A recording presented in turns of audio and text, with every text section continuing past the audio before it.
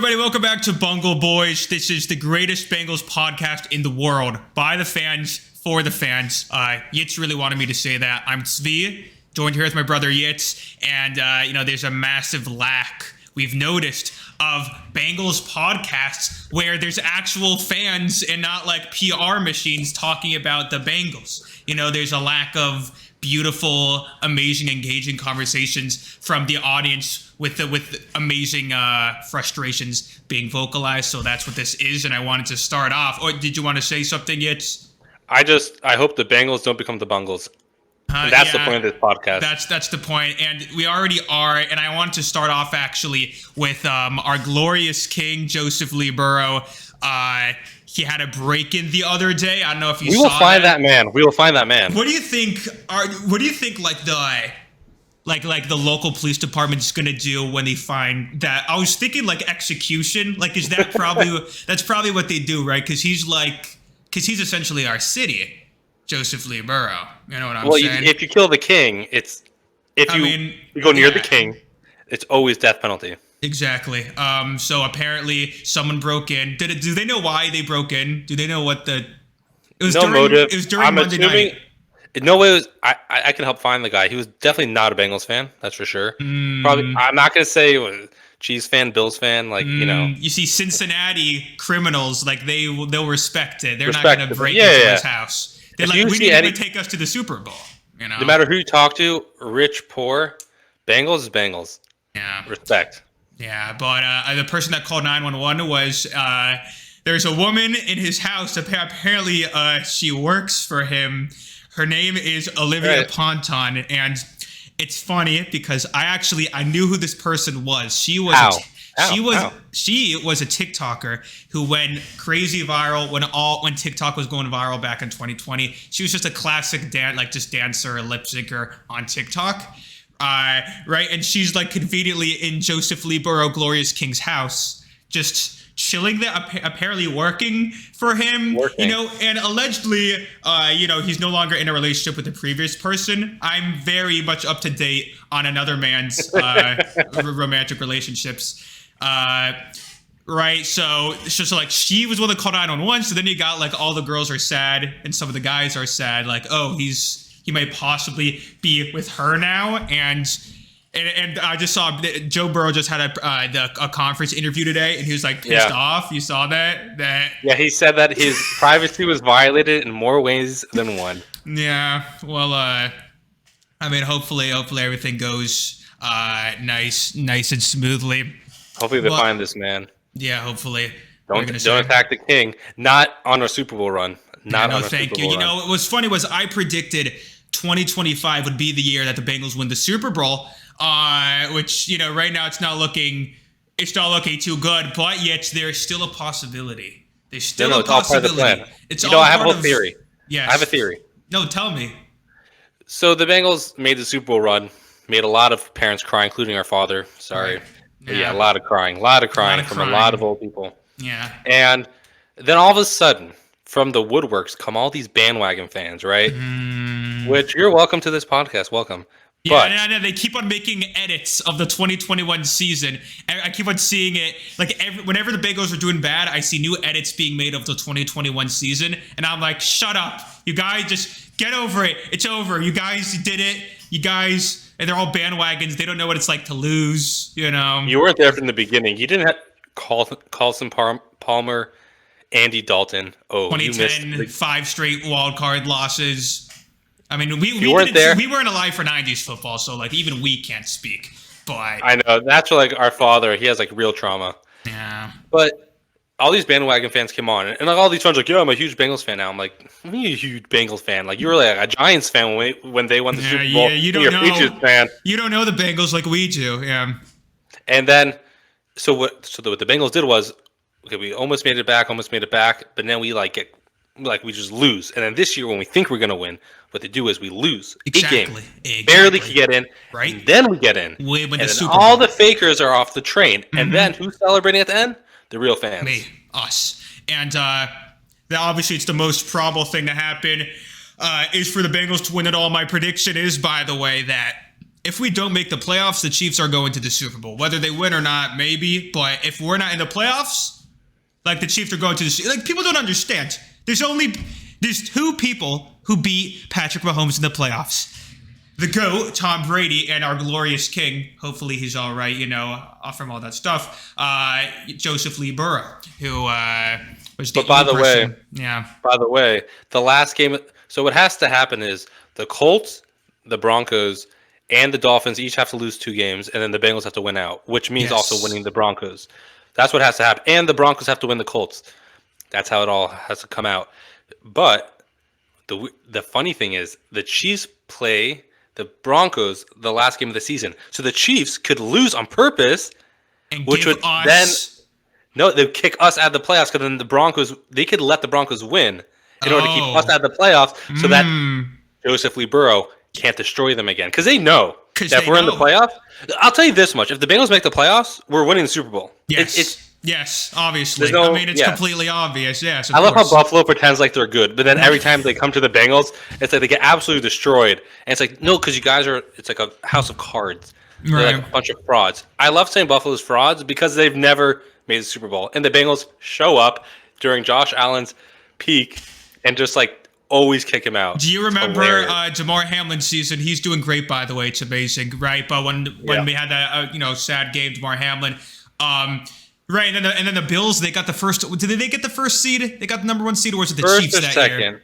One of them. There's a coin flip. It was a bunch of BS, and it was the only way they could win the Bengals, by the way. Yeah, the only way. Yeah, and I remember it was like this whole thing. Everyone was like downing the Bengals because the Bills looked so amazing. And then it was a divisional round. We played them at Buffalo and absolutely destroyed them by 17 points. Point is, you don't want to be by the glorious Bengals during playoff time because you'll essentially just get absolutely obliterated unless you're the Chiefs and you need refs, helping you or something. We lost by them by 1 point and a missed field goal. And what was it, by the way? It's like if we scored like 10 more points, we would have won like 4 more games or something. But that's all. Well, first of all, I'm getting sick and tired of the terrible calls against Joseph Lee Burrow's face mask. It's actually the second time clearly. Last night, it was like... Yeah. And like... 2-point conversion against the Ravens is the same. And 2-point conversion, against the Ravens. I was going to say that. And luckily last night, even with the refs trying to destroy the Bengals, the football gods had different plans. 2 nights ago, it was because we're recording this on a Wednesday night, but Monday night, you see, it's like who could outdo the Bengals? It wasn't the Chargers, because usually the Chargers screw things up at the end, but alas, we scored the most ever points on the best scoring defense, on the best defense in the league, and somehow ended up losing, of course. No, it was the Cowboys. The Cowboys were a beautiful blocked punt, beautifully executed, recovered by the Bengals for the first down, and just beautiful skill by Zach Taylor. We have to keep him forever now, because if Zach Taylor wasn't like praying to God on the sideline before that play happens, then we might not have recovered the ball and we might not have won the game. So I think that we should have Zach Taylor as the head coach for the next forever, and I don't know if you saw, it was a couple hours ago that this news came out, but you saw Bill Belichick?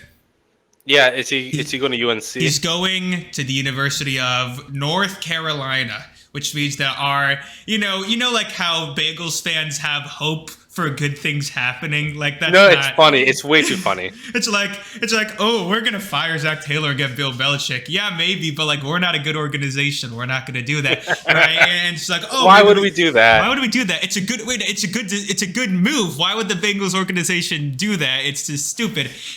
Same with just getting defensive players by the deadline or paying Jamar Chase before the season, or what else didn't we do? Better scouting reps.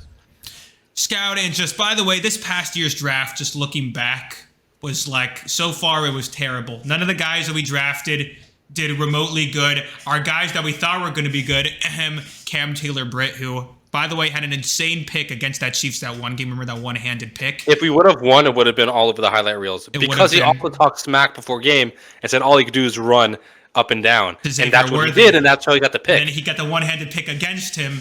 But apparently now he sucks. The thing about Cam Taylor-Britt, though, is every so often, he'll do a good play like a pick six against the Steelers a couple weeks ago. I think is he injured right now? I don't think so. No, that's DJ Turner. Our safety DJ Turner is injured. No, but I will say that playoff time is actually pretty good. See, that's the thing. Yes. Playoff time, Bengals buckle up. We don't like the regular season. It's boring. Honestly, it's sort of like the Chiefs. We just kind of do what we need to do. The thing is, though, the Chiefs will do it with a good record. That's what's stupid. No, that's the thing. The Bengals thought, oh, we're good now, so we could just like chill, like the Chiefs. Yeah. It's like, no, it turns out we actually have to play. Also, we play the AFC North, I have a very controversial opinion. For all the hate that Zach Taylor gets, the offense has been scoring like crazy, and he's in charge of the offense. So it's hard to blame him. Also, that's because do you guys remember Marvin Lewis? Marvin Lewis would run first, second, and third down. If it was the fourth quarter, you're getting a running play. First, second, and third down. But that's because we had Bengals fumble legend Jeremy Hill, right? Who was just who was such a great runner, right? And I was actually I think that game caused depression for me for 3 years. I'm not even lying. I was kind of young. I was like a kid. I remember watching it with our father, and he was just like he was absolutely just in shock, and it was like the lowest I've seen. I mean, I think he couldn't get into the Bengals for like a good few years. He was like, I can't emotionally do it anymore. A lot of Bengals fans did. No, that was low. Also, that was the last playoff game for a bit, right? I mean, yes, it was. Everyone went to depression. Yeah, everyone went into like this Bengals depression, which is a very common thing if you're a Bengals fan. But listen, here's the thing though. You're right. We're scoring amazingly offensively now, but the problem with Zach Taylor is he's terrible in the first half of the season and he's amazing in the second half. So we always get over what he did before because we end up locking in when it matters. However, we always have to dig ourselves out of holes every single year. We're digging ourselves out of these terrible situations, and we lost like 3 games because of his coaching or something. I mean, I will say though, the reason that I get annoyed at him, there's some truth to it, is that the games that we've lost has been the inability to close out a game. Last year, you knew if the Bengals had the ball with 2 minutes left, like against the Chiefs where we threw 13-yard first down to close out the Chiefs last year. That was not last year. That was 2 years ago. We had Bengals legend Jake Browning last year and we lost. No, I thought that was in the beginning. Oh, you're right. Sorry. 2 years ago. See, I forgot about last year. I know everything. I forgot about last year. Yeah. We could have done great that year. We were like 5. We were 5-4 with a locked-in Joe Burrow until he got injured against the Ravens. My point is that we were able to when we made it to the AFC Championship that year, we were able to close out games. Yeah. And then the AFC Championship hit, and we didn't close out that game. And I was kind of like, we couldn't close it out. That game was absolutely rigged. The Chiefs had a 5th down, and that was crazy, terrible flags. And what else? We had like an insane defense. That was probably one of the best Bengals teams of all time, that 2022 year. Probably maybe the second. It's either 1 or 2 in my book. I mean, besides that team, I don't know where you put 2006, or is it 7, Carson Palmer, when the Steelers absolutely destroyed his leg. Carson Palmer's leg, and then, that was sad. Very, very sad. But listen, no, what you're saying technically is that there is actually a small chance that we could actually make it, which is terrible for Bengals fans because you're going to give us hope. Most likely next week we're just going to play and lose, and it's going to be the Browns. Obviously, we're going to lose to the Browns. It's not a question. Yeah. Sorry. Sorry.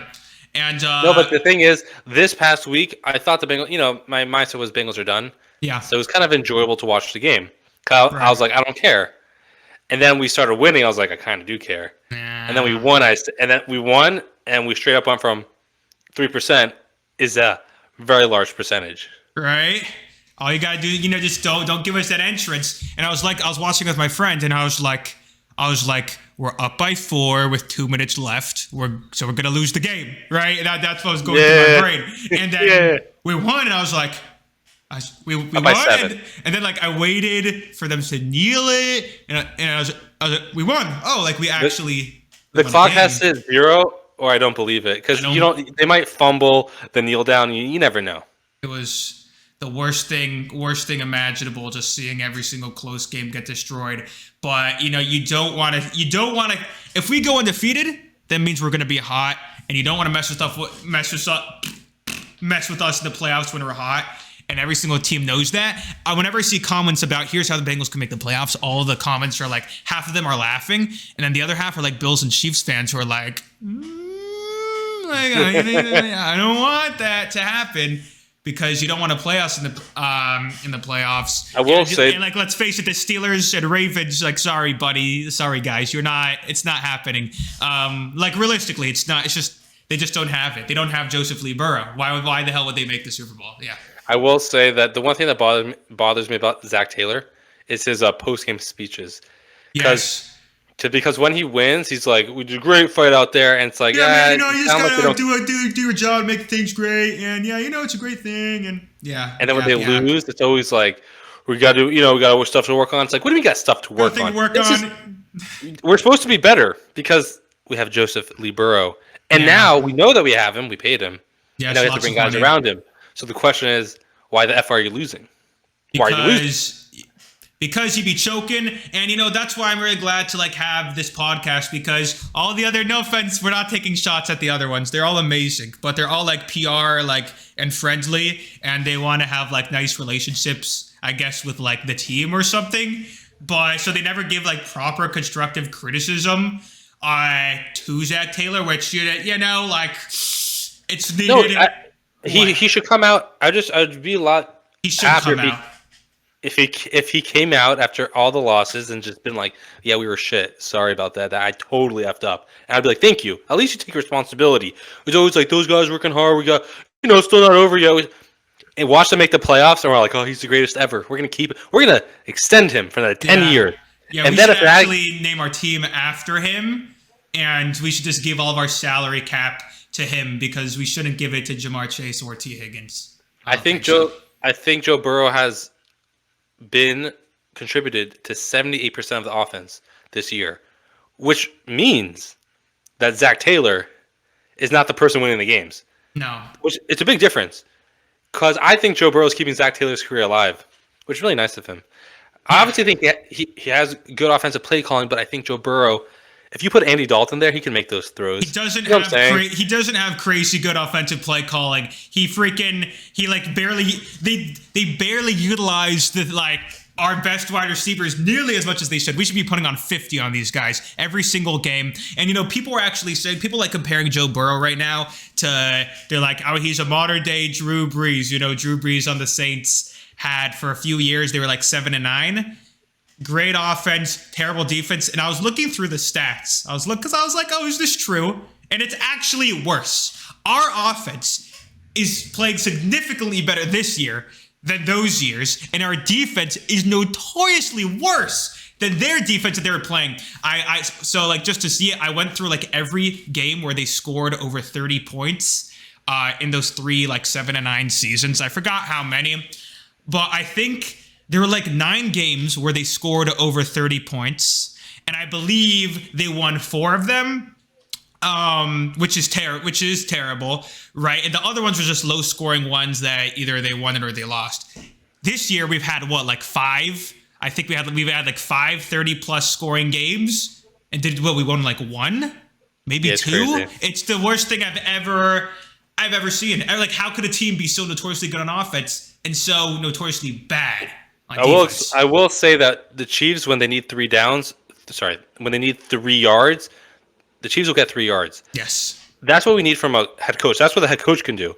And one play that I saw this past week was, I think it was a shallow cross to Chase Brown, who you called last year was going to be a huge breakout star. He's going to break out like crazy. Yes, sir. I also called Cam Taylor-Britt, but now he's sucking. Yeah. Maybe next year. He'll come back. He'll revamp. No, but I think that they threw a shallow cross to Chase Brown. I'm like, that's a great play. Why don't we do that more often? It's always every time we need to get a first down on third down, 3 yards out, it's always a throw to the sideline. It's like T. Higgins. And it's 50-50. But Tom Brady, they always had a play designed to get 3 yards. A simple, shallow cross. And they're able to fit in the offense. The head coach, the play caller, was able to figure out exactly where to put your men to make sure this guy was open. And Travis Kelce's always open in these spots. It's what makes you a good head coach. We do not if we would have done that, we would have won 100 more games. What? We do not utilize our tight ends enough. We should be utilizing Mike Gesicki so much more than we do. He's so underrated. He's massive. He's like 6'6". We should be utilizing our tight ends so much more because you have these wide receivers taking all the coverage right now. The thing with that Chase Brown play is you're right. Like, it was an amazing play. And Zach Taylor saw that and he's like, this play is amazing. We shouldn't use this, right? It is too good. We shouldn't. We're going to save it. We're going to save it for later. We're going to save that for a 2-point conversion that we're going to fail, you know? I feel like there's two things. I feel like, 2-point conversion, you have to have a play that works, which they didn't. But also face mask. But also you shouldn't be... Right. You shouldn't be in that position to begin with. You should have a play that works. We should not let our defense give up 30 points, and then we won't have to do 2-point conversions. Yeah. And number two is I feel like Zach Taylor has a lot of good plays, but he keeps telling himself we're going to save it for the playoffs. Yeah, it doesn't matter if you don't make the playoffs. Like, he has like all these good plays. You saw that saving it for the playoffs. Saw that meme, the Bengals versus the bye week. And it was like 55-52, the bye week won against the Bengals. Oh, that's hilarious. It was sad. It's sad. It was really depressing this year. It's been very depressing, but I have hope. But there's still a chance, right? We're going to say all they have to do is bring in more. See what the Bengals fans are so. I love all you Bengals fans. I'm just like you, but they're always like when they run the ball to burn out clock. They're like, Zach Taylor's not using Jamar Chase and Joe Burrow's arm. And then when they throw it like a bunch of throws and it basically stops the clock every play because it's incomplete, they say, why would you just run the ball and burn out the clock? It's always the opposite. I disagree. No matter what he does. No, I disagree because our run game recently it's been better, but there were times, for instance, like what was it? Overtime. I forgot which team we were playing. It was this year.